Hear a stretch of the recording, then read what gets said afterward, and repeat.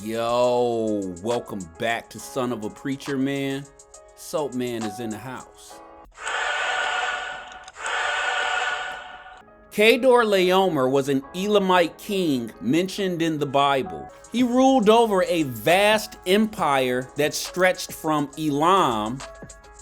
If you can see my arrow, he ruled from Elam here in the east, and his empire stretched up and around all the way over to Canaan in the west. The Bible says that for 12 years, 5 kings of the Vale served him. The Vale, if you can see my arrow, is wedged right between the Dead Sea and a mountain range. The Bible says that for 12 years, that the 5 kings of the Vale served him. And in the 13th year, they rebelled. And in the 14th year came Chedorlaomer. So you have Chedorlaomer here in red. He's the king of Elam. And the 3 kings that serve under him are also represented in red. And over here to the left, you have these 5 names in green, and they represent the 5 kings of the Vale near the Dead Sea. The Bible says that for 12 years, these 5 kings of the Vale paid tribute to Chedorlaomer, the king of Elam. And it says that in the 13th year, they rebelled, they stopped paying tribute. And in the 14th year, Chedorlaomer calls his banner, meaning Amraphel, king of Shinar, Goya, title, king of nations, and Arioch, whatever he's king of. Chedorlaomer calls his banners and he marches on the 5 kings of the Vale. And for the last few episodes, I've been trying to give you a visual as to what that looks like.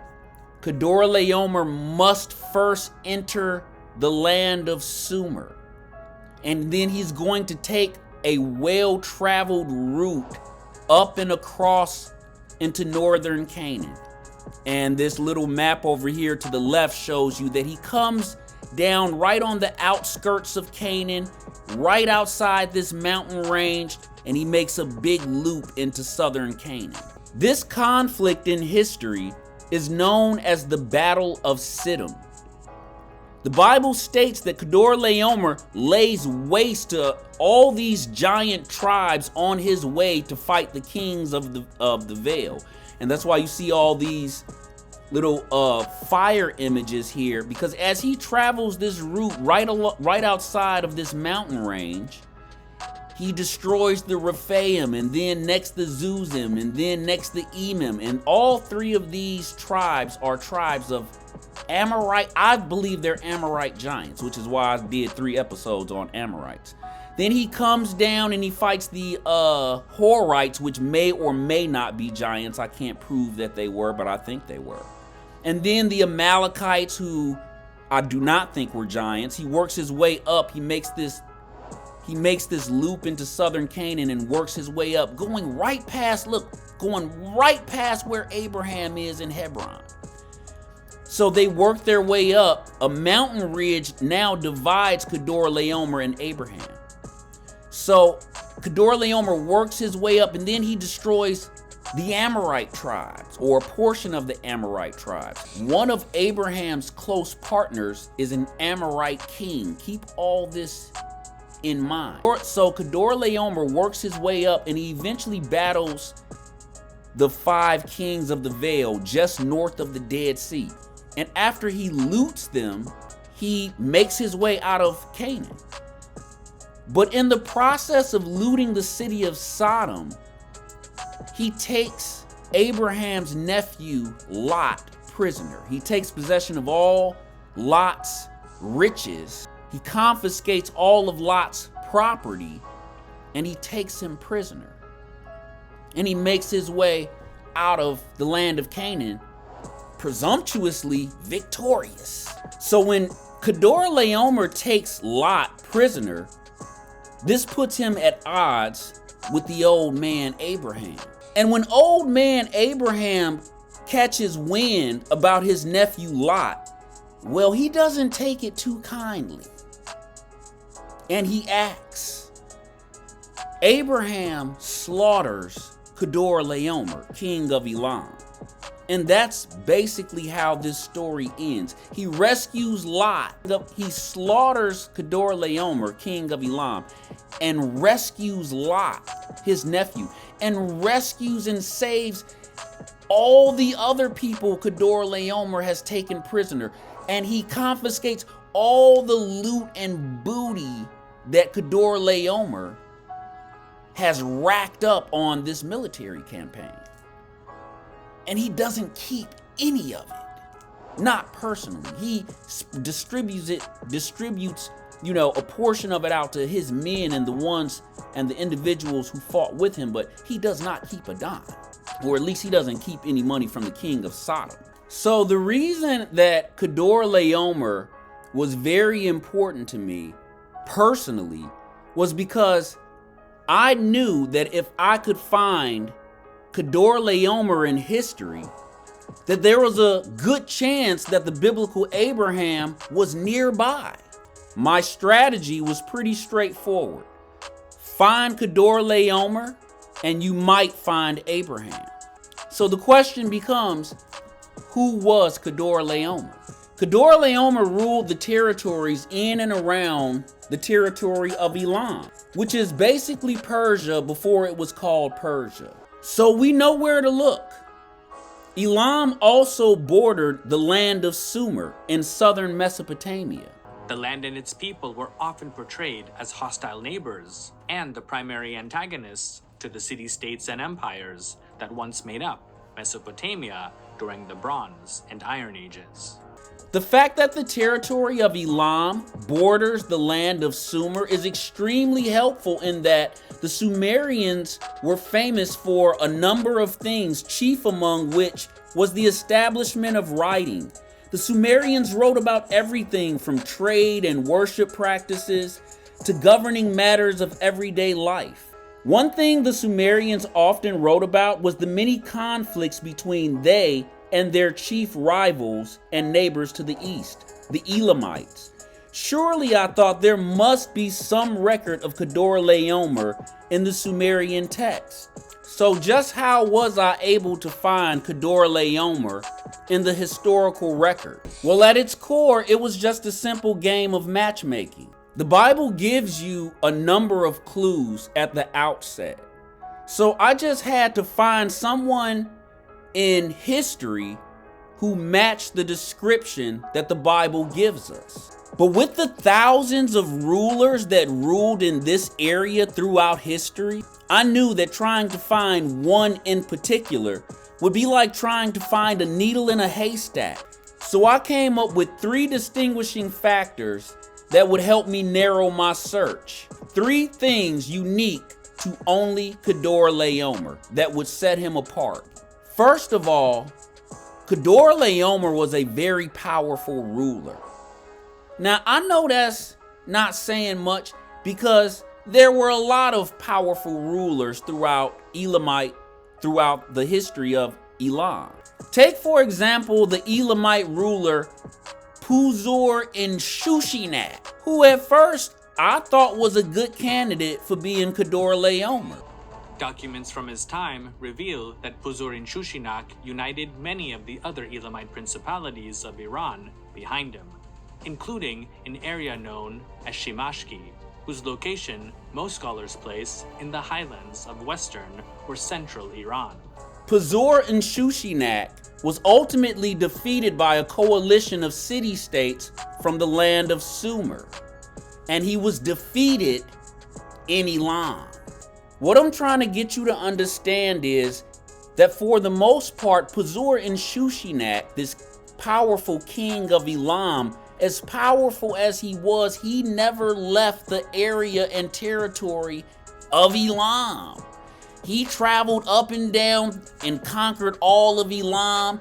He may have conquered even some of these border city-state territories in the land of Sumer. He conquered all up and down the Zagros Mountains And he even had some major influence in northern Sumer in the land of Akkad. But for the most part, Puzur and Shushinak did not leave this area. And when he was defeated by a coalition of these city-states in the land of Sumer, and he was defeated on home turf in Elamite territory. Take a look at this map. Now, I know it looks like a mess, but this is a map of Chedorlaomer's empire. Never mind that it looks like spilled paint. What I need you to see is that it's a lot. It's vast. If you see my arrow here, over here to the far right is the land of Elam. You know it because this white part is the Persian Gulf and has the number 5. So right here is the land of Elam. Look how vast Chedorlaomer's empire is. It stretches all the way up here to Turkey. And it comes even down into the land of Canaan with these 5 kings of the Vale or of the Dead Sea. This is why I ultimately had to eliminate this great and powerful ruler, Puzur and Shushinak. He didn't match the description the Bible gave.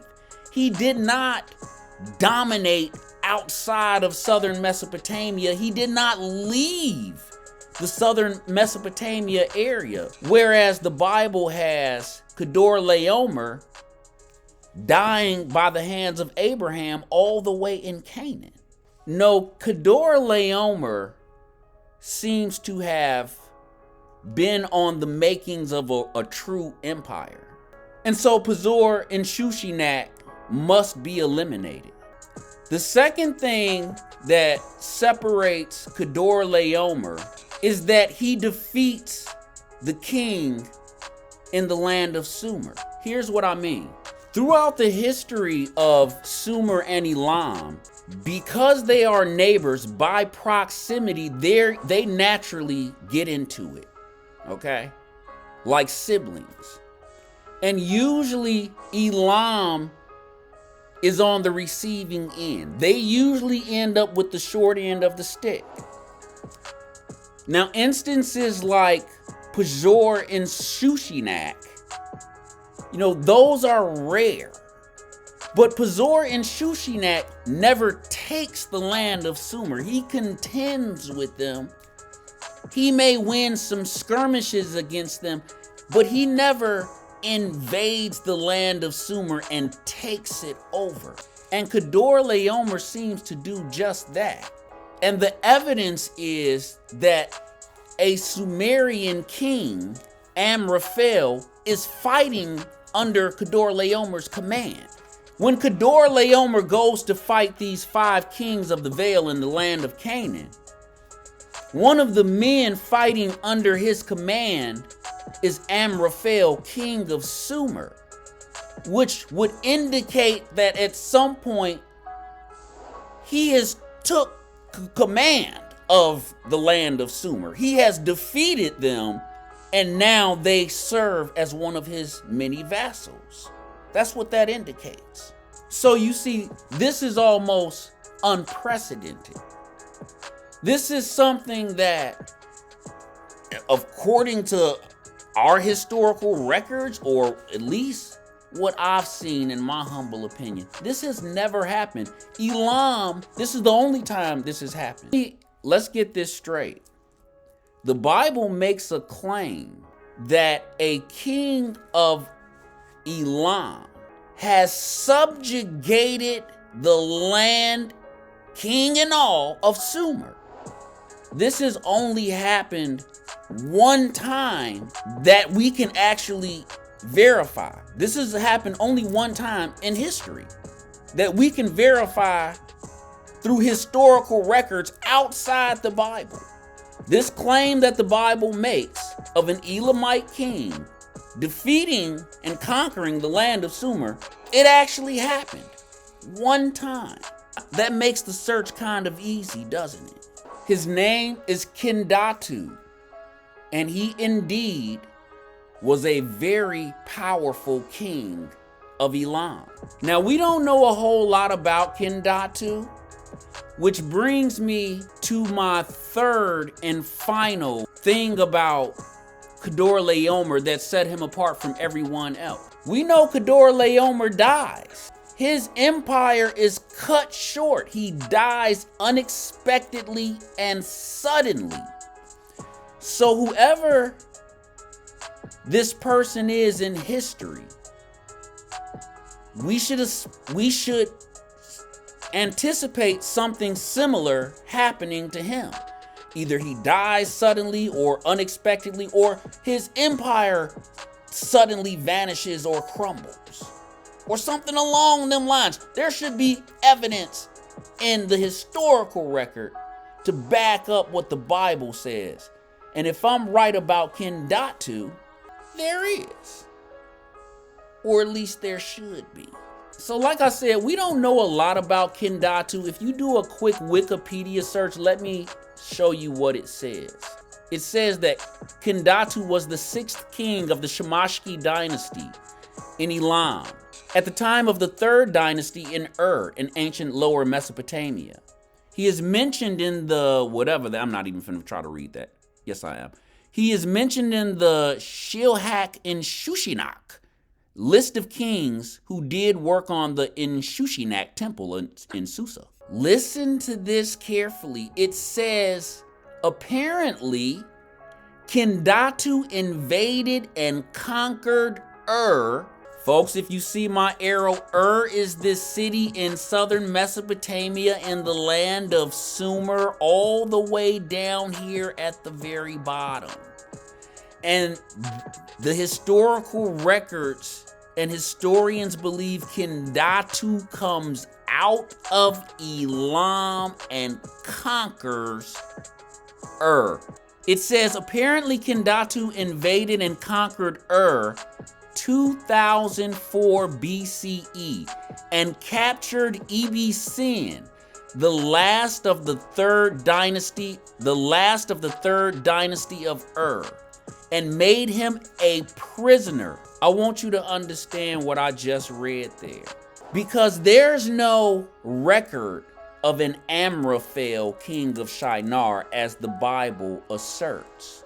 There's no historical account of an Amraphel, king of Shinar.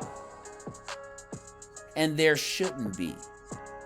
Because we know that Chedorlaomer and the kings that wage war under his command, they die suddenly and unexpectedly. So we shouldn't find any record of Amraphel, king of Shinar. He didn't sit on the throne long enough. So it shouldn't be surprising to us when the Bible says that Chedorlaomer rode out with Amraphel as one of his vassals. We ain't surprised we don't find a record of that. The historical record says that Kindattu takes the city of and listen to this. He does not take the king. He does not kill the king. He takes him prisoner. Do you see? What I'm trying to show you is a pattern of behavior. Kindattu, him like to take him a prisoner home. And let me tell you why they do this. Because they want to parade that person around. That person is now a trophy. That's why rulers do things like that. This type of behavior is going to be repeated throughout history. This type of Elamite king, he ain't the type to kill you on the spot. The historical record says that Kindattu takes the king of in the land of Sumer, and he doesn't kill him. He takes him prisoner, ships him back off to Elam to show him off. That's exactly the same thing that the Bible says Chedorlaomer does with Lot. He takes possession of all this stuff. He takes all his property. What do you need to take Lot prisoner for? Leave him be or kill him. But the Bible says Kindattu didn't do that, did he? He chose to take Lot prisoner. And what I'm telling you is, if I'm right that Kindattu is Chedorlaomer,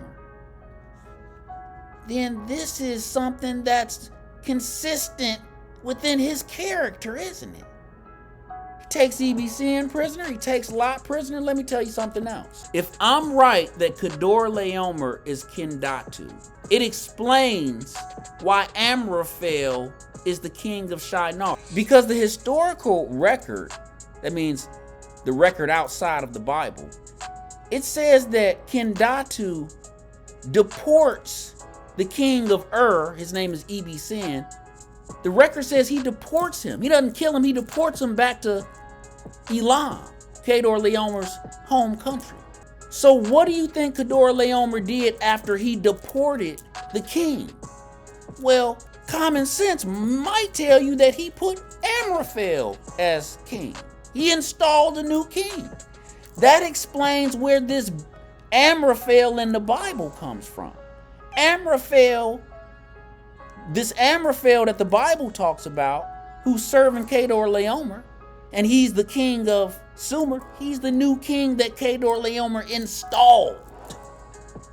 And he didn't have time to sit on the throne long. Chedorlaomer installed him and said, hey, get your troops together.